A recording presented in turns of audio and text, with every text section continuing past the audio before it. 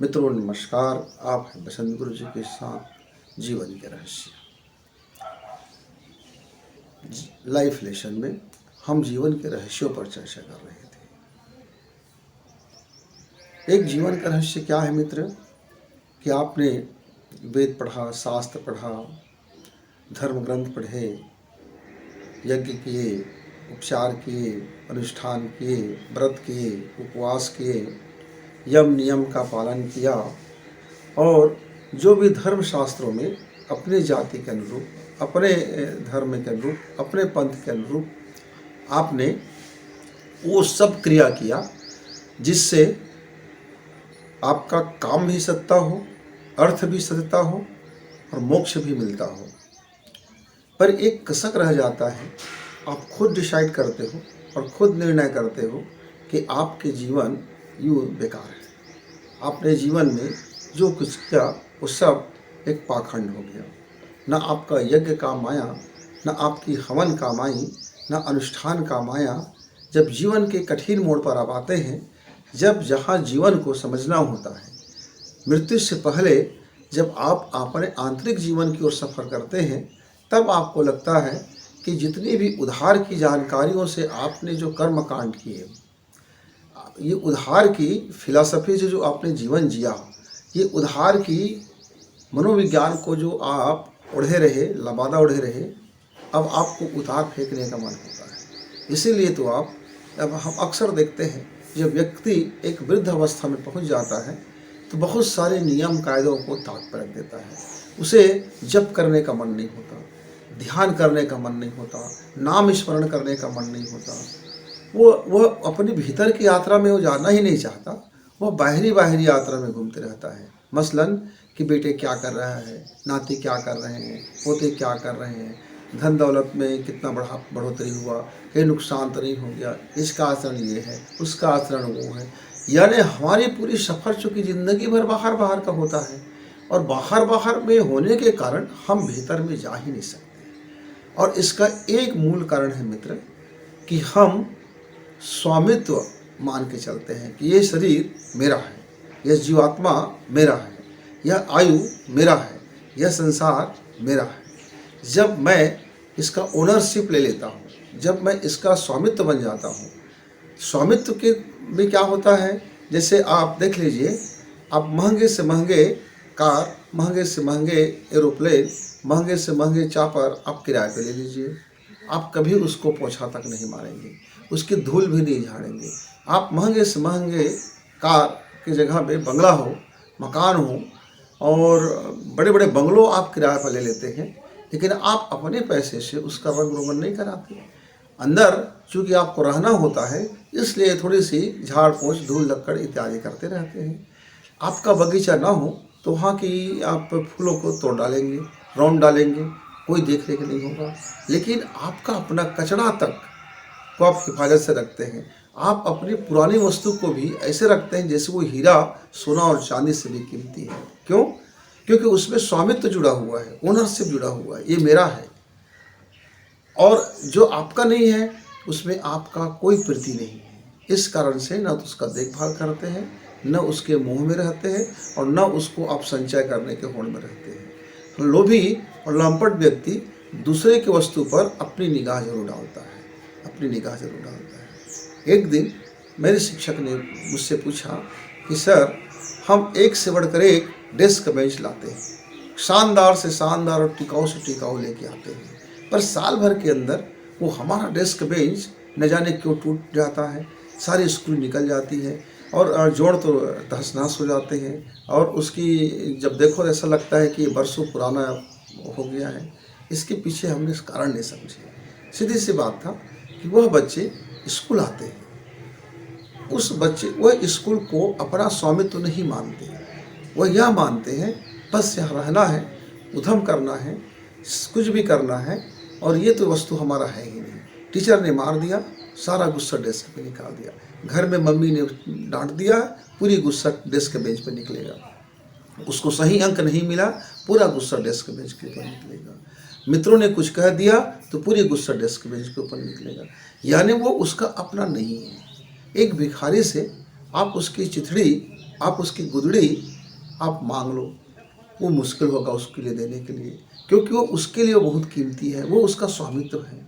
आप कहोगे यह भिखारी तो इस गुदड़ी को, इस चिथड़ी को, इस फटे जूते चप्पल को, इस फटे हुए कमीज को ऐसे संभालता है, ऐसे पटार के रखता है कि जैसे उसका सोना चांदी हो।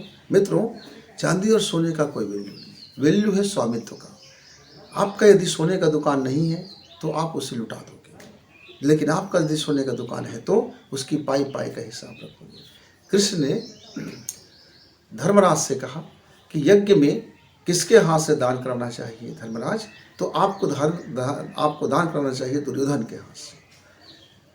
अब युधिष्ठिर को समझ ही नहीं आया कि यज्ञ हम करें, हम 5 भाई हैं, और दान किसके हाथ से दिलाया जा रहा है? कि दुर्योधन के हाथ से। और मुस्कुराते हुए कृष्ण ने कहा, उसके जवाब में प्रत्युत्तर में धर्मराज ने तो नहीं कहा। अब ड्यूटी दे दी गई दुर्योधन को। अब दुर्योधन ने क्या किया?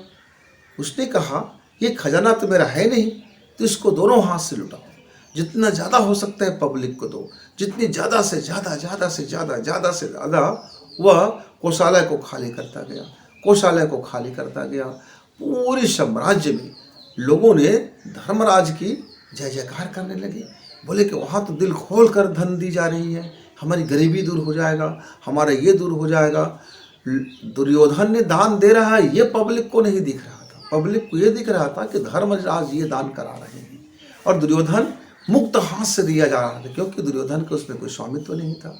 तो मित्रों, यदि जिस किसी वस्तु पर आपने अपना ओनरशिप मान लिया, तो ओनरशिप मान करके देख रेख करना वहाँ तक ठीक है, पर उससे आगे आप उसके जाल में फंस जाते हो, उसके मोह में फंस जाते हो, जिसको उसी जाल को मोह कहा जाता है, उसी जाल को ममता कही जाती है। आप उस पर आसक्त हो जाते हो। ये विषय आसक्त होना आपकी बीमारी है, स्वामित्व होना बीमारी नहीं है। आप ओनरशिप लीजिए। यदि आप किसी काम में कहीं के मातहत कर्मचारी हो, किसी कंपनी में काम करते हो, स्कूल में काम करते हो, खेत में काम करते हो, कहीं रोजी मजदूरी करते हो, कहीं भी काम करते हो, जो आपको काम दिया गया है काम को कीजिए। काम को करते समय आप उसका मालिक बन के कीजिए कि यदि मैं इसका मालिक होता तो कितना बेहतरी करता, कैसे इसको मैं संभाल के करता। आप मान लीजिए मसलन मुझको ग्लास का एक दरवाज़ा मार्केट से लाना है, मैं यदि उस पिकअप में बैठकर दरवाज़ा को लेके आऊँगा तो दरवाज़ा को मैं अपनी जान से ज़्यादा सुरक्षित रखूँगा। लेकिन वही यदि मैं एक नौकर को भेज दूँगा, कहूँगा ये दरवाज़ा लेके आना है, तो दरवाज़ा लेके आएगा, पर उसको कतई इस बात की चिंता नहीं होगा कि ये ग्लास टूटेगा कि बचेगा। तो दरवाज़ा लेके आएगा, पकड़ा भी रहेगा। क्यों? क्योंकि उसको इससे कोई इंटरेस्ट नहीं, उसका तो मतलब है रोजी से, और वो उसका रोजी उसका अपना है। तो मित्रों, हम जीवन में एक ही गलती कर बैठते हैं, या एक मिस्टेक हो जाता है, या एक भूल चूक हो जाता है, या जिस पहलू को हम समझ नहीं पाते, या इसके तरफ हमारा ध्यान नहीं जाता, और हम चाहते हैं कि इस जीवन में कर्म करते हुए निष्काम कर्म कैसे कर लें। हम गीता पढ़ते हैं, भागवत पढ़ते हैं, अच्छी बात है, पढ़िए, वेद पढ़िए, शास्त्र पढ़िए, सब कुछ पढ़िए, साहित्य पढ़िए, एक एक विश्लेषण पढ़िए, समझिए, उसके लॉजिक को समझिए, उसके विज्ञान को समझिए, उसके संदेश को समझिए, आज के संदर्भ में उसका संदेश क्या कहता है, इस पर भी जाइए। ये जो मिल्कियत की जो अपना पकड़ होता है मित्र, बहुत बड़ा ज़बरदस्त पकड़ होता है। इस मिल्कियत की समझ में इतनी पकड़ हो जाती है कि भगवान भी आकर के आपसे कहे कि इसकी मिल्कियत छोड़ दो, मैं आपको मुक्त कर दूंगा। तो जीवन भर चूँकि हम अपनी मिल्कियत की आदी हो चुके होते हैं, इसलिए हम उसको छोड़ नहीं पाते। जैसे मान लीजिए मैं ये कपड़ा पहना हूँ, ये कपड़ा मुझे लगता है 7-8 साल पुराना होगा, फटा भी हुआ है, लेकिन मैं इसको छोड़ नहीं रहा हूँ। क्यों? क्योंकि ये मेरा अपना है, इस पर मेरा अपना मोह आसक्त हो गया है, मेरा आसक्ति जुड़ गया है कि देखो मैं इस कपड़ों को लिया था, इस समय लिया था, इतना मुझको प्रिय है, ऐसा है, वैसा है। यानी मैं अपने जब फटे पुराने कपड़े को जब चिंदी बनाता हूँ, तब भी उस पर मेरा मोह आसक्त होता है, और उस चिंदी को मैं अपने घर पे रखता हूँ, जिसे दूसरी वर्क कर लेता हूँ, सफाई कर लेता हूँ। उसको मैं फेंकना उचित नहीं समझता, क्योंकि उसमें मेरी मिल्कियत है, और ये मिल्कियत की पकड़ बहुत भारी पकड़ होता है मित्र। इसी तरह से हमारे जीवन में हम धर्म कर्म करते तो हैं, दूसरे के बताए मार्ग पे चलते तो हैं, लेकिन भीतर से चूंकि प्यास नहीं मिटा है, चूंकि भीतर से कोई प्रकाश नहीं बना है, चूंकि भीतर से हमें वह समझ उत्पन्न नहीं हो पाया है कि हम कर्म करें पर उसका मालिक ना बने। हम घर में रहें, घर की ओनरशिप तो देखें पर उसकी जाल में ना फंसे, उसमें आसक्ति ना हो, उसमें मोहासक्त ना हो जाए।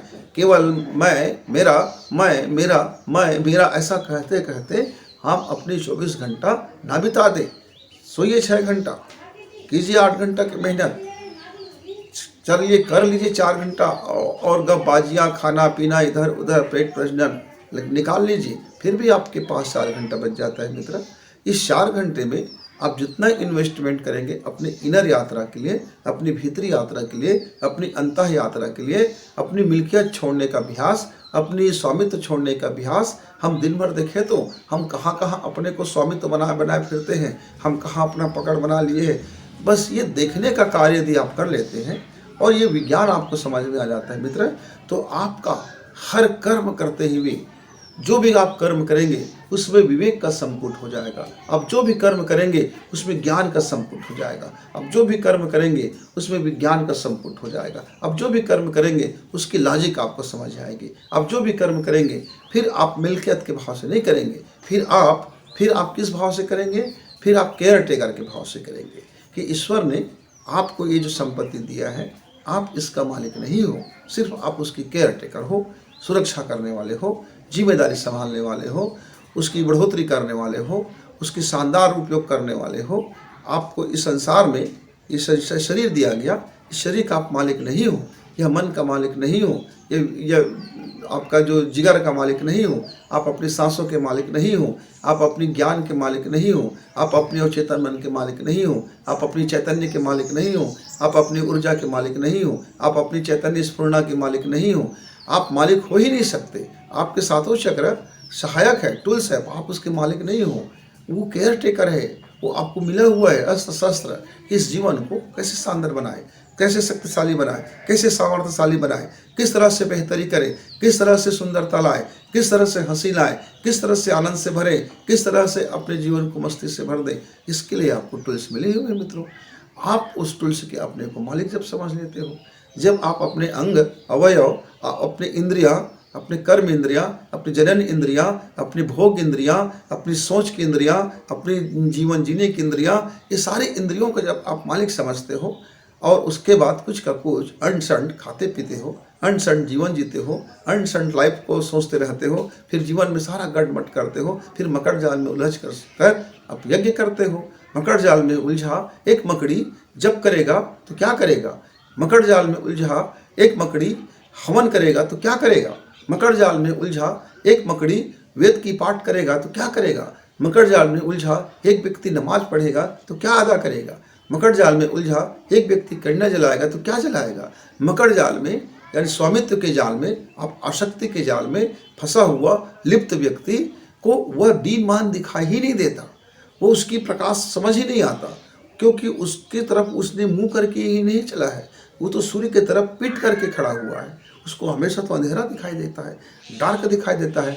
वो डार्क साइकोलॉजी में फंसा रहता है, वह कभी लाइट साइकोलॉजी में आता ही नहीं है। तो डार्क साइकोलॉजी से बाहर निकलने का एक ही मार्ग है कि आप जो भी कर्म करते हो आप उसके केयर टेकर हो। आसक्ति को आप बाहर कीजिए, मिल्कियत की जो समझ है उससे थोड़ा बाहर हटिए। जैसे आप इस कर्म को धारण करते हैं मित्र, तो आपका विचार, आपका मन, आपका सिद्धांत, आपका जीवन शैली, आपकी आनंद, आपकी प्रफुल्लता, आपकी खुशी, आपकी पीड़ा, वो वैश्विक हो जाता है, वह अंतरिक्ष के साथ घुल मिल जाता है। अब आप फिर एक बूंद नहीं रह जाते हो, तब आप सागर हो जाते हो।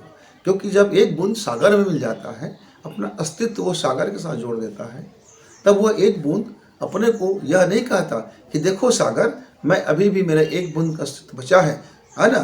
ऐसा कहते हैं तब तक वो एक बूंद ही रहेगा, फिर कभी सागर नहीं बन सकता। इसीलिए मित्र, जब आप अपनी मिल्कियत इस जीवन से आप त्याग करते हो, समझ लेते हो त्याग क्या करना है, आपके पास कुछ था ही नहीं जिससे त्याग करोगे। पकड़ था, आपने पकड़ लिया था, मरी बंदरिया को एक बंदर ने पकड़ लिया है, मरा हुआ मृतक बंदर, उस बंदर को नहीं पकड़ा है, पकड़े तो हम हैं। तो अपनी पकड़ जैसे ही हम छोड़ देते हैं, अपनी मिल्कियत की जो समझ को छोड़ देते हैं और अपनी केयर टेकर की भूमिका में जैसे ही आते हैं मित्र, आप मुक्त ही हो जाते हो।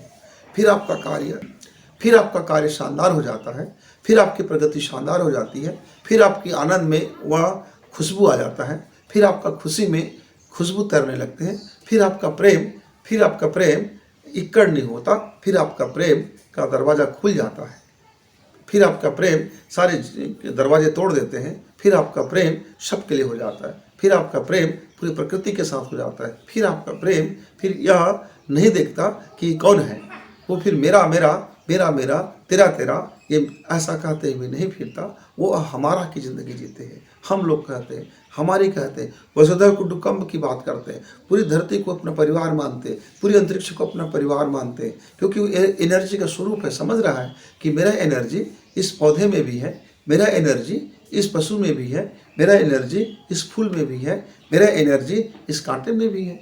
यानी या तो मैं सब कुछ हूँ, सागर हूँ, अंतरिक्ष हूँ, हवा हूँ, या तो मैं कुछ भी नहीं हूँ। तो दोनों स्थिति में आप केयर टेकर हो। यदि आप अपने को कुछ भी नहीं मानते हो तब भी आप केयर टेकर हो। आप अपने को संपूर्ण इस ब्रह्मांड की मिल्कियत आपको समझ में आता है कि मैं इसका ओनरशिप हूँ, तब भी आपके अंदर मोह मुक्ति का भाव आएगा, क्योंकि तब आप एक छोटे से लघु को मेरा मेरा कहते नहीं फिरोगे। तब आपको समझ में आएगा कि अखिल ब्रह्मांड तुम्हारा है, तो तुम इसके मालिक हो, तो इसकी पूरी केयर करना तुम्हारी जिम्मेदारी है, इस पूरी अखिल ब्रह्मांड को शानदार करना तुम्हारी जिम्मेदारी है। तब तुम अपनी जिम्मेदारी समझोगे।